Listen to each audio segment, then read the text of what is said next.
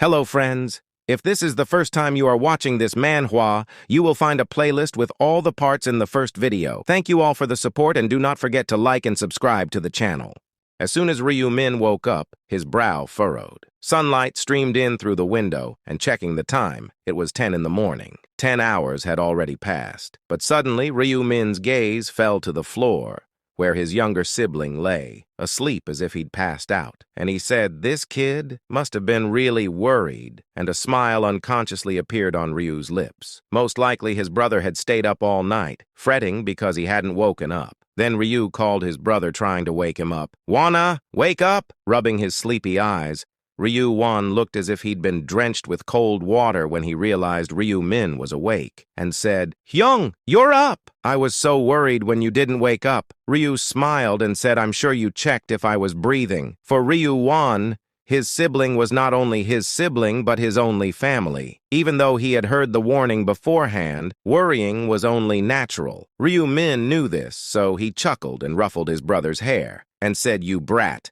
but it's nice to see you care." His brother grumbled, saying, "Why are you like this? My head hurts." Though he grumbled deep down, he was relieved that his sibling had returned safely. Then Ryu Min said, "If you haven't eaten yet, let's have breakfast. I'm hungry." After enjoying a meal, Ryu Min returned to his room. He had work to do. Then Ryu opened the combination window, and he moved the materials he had acquired from round 5 into the slots. His goal was to create a unique item, no less. The main material was Reaper's Scythe. Sub-materials were Orc's Heart, Mysterious Wood Totem, Corroded Arrowhead, and High Orc's Molar. In the main material slot, Ryu placed the Reaper's Scythe, a weapon he intended to reinforce. Naturally, he removed the low-tier orange-grade gemstone embedded in the scythe, and he said, "If I press the combination button like this, the weapon should be enhanced into an epic item suitable for my rank." Even if it wasn't a weapon, combining it with the item he wanted to enhance and the remaining materials would result in an epic item. However, Ryu Min had something more valuable in mind: the black gold ore he had swiped from Huang Yong, as incorporating it with the black gold ore will allow Ryu to enhance it to a unique item, not an epic one. In the last slot among the sub-materials, Ryu placed the black gold ore. As he pressed the combination button, a dazzling white light burst forth, and a system message appeared. "Combination successful. Death's Side has been created." Death Side, type, weapon, grade, unique. Description: a formidable scythe favored by the Grim Reaper. Legend has it that the shadow of death perpetually trails this scythe. Attack power, 300. Effects, all stats plus 10 and skill damage plus 10%. Durability, 3,000. Usage requirement, expert rank or higher. Finally, Ryu had crafted the unique weapon he had longed for. Then he smiled and said, "Now, I've finally outgrown that beginner's weapon. And now, with all this extra gold, should I invest in some common skills?" The store offered 4 common skills. 1. Area scan allowed them to perceive their surroundings like a mini-map. 2. Enhanced vision elevated their sight beyond that of an average person. 3. Basic resistance boosted resistance to abnormal status effects by 15%. 4. Dexterity enhanced skill accuracy by 20%. With 220,000 gold at his disposal, Ryu could afford to learn them all. Then he said, "I would still have 140,000 gold left after purchasing all the skills, and after perusing the store, nothing else seemed worth buying at the moment. Besides the epic items coming up in a few days, there doesn't seem to be anything else worth purchasing." Although money remained unused, it wasn't entirely without purpose,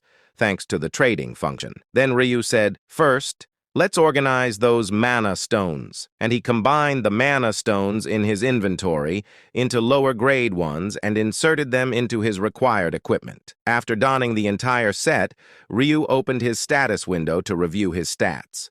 Name, Ryu Min. Nickname, Black Scythe. Rank, Expert. Titles, Time Regressor, hidden. First Angel Slayer, hidden. Challenger of Retribution, hidden. The One Who Leads, hidden. Level, 40. Class, Grim Reaper. Strength, 106. Intelligence, 150.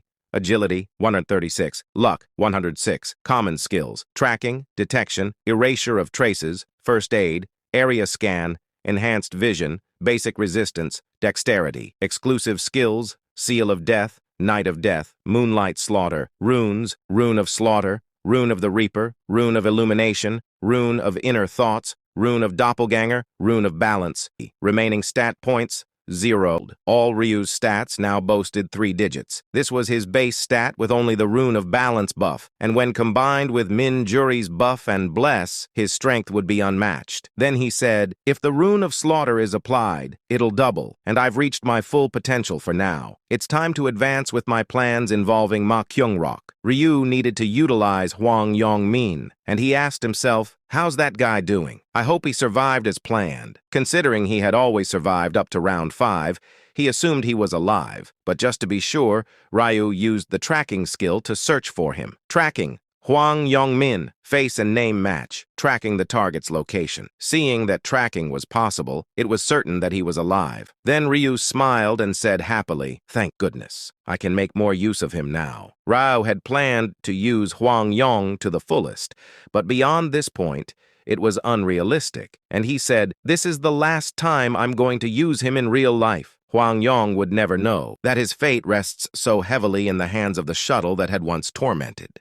The day after their return, Min Juri found herself seated at a cafe table, her heart racing with anticipation. She was about to meet Ryu Min, and the appointed time was drawing near. Juri pondered, her thoughts veering into the realm of speculation. Why does Min want to meet again? Could it be? And she shook her head, deeming her musings somewhat outlandish. But suddenly, her heart skipped a beat, and a delightful rush of anticipation surged through her. Whoa! Okay, calm down, stay cool.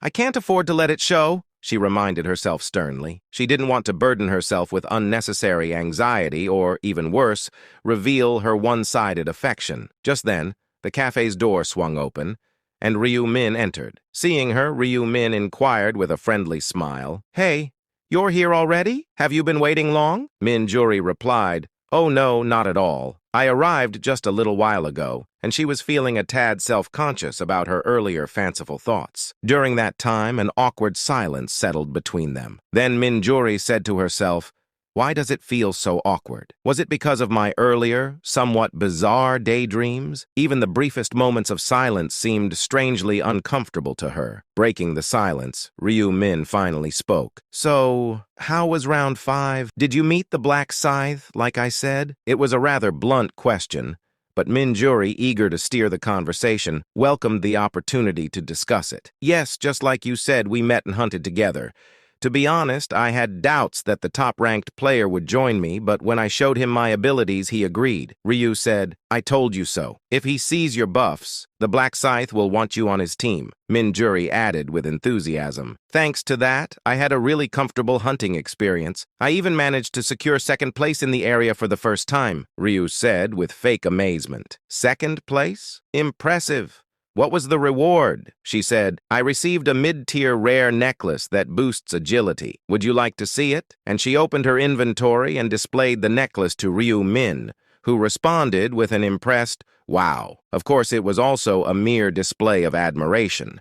In a world filled with epic necklaces, regular ones hardly caught anyone's attention. Then Min Juri asked, what do you think? Does it look good? Ryu replied, it looks great. She added, you can have it. It's thanks to your prophecy that I obtained it, so it's only right for you to have it. But Ryu gently declined, pushing her hand away, and said, I'm fine. Why would you give me the reward you worked hard for? She said, it wasn't all that difficult to obtain. Thanks to the Black Scythe, I had a very comfortable hunt. Then Ryu asked her, in that case, why not give it to the Black Scythe instead? She replied, do you really think a high-level player like him needs a low-level necklace like this? Ryu agreed with her, saying, well, it's not needed. A regular grade rare necklace. For someone of his level, it was a rather useless item.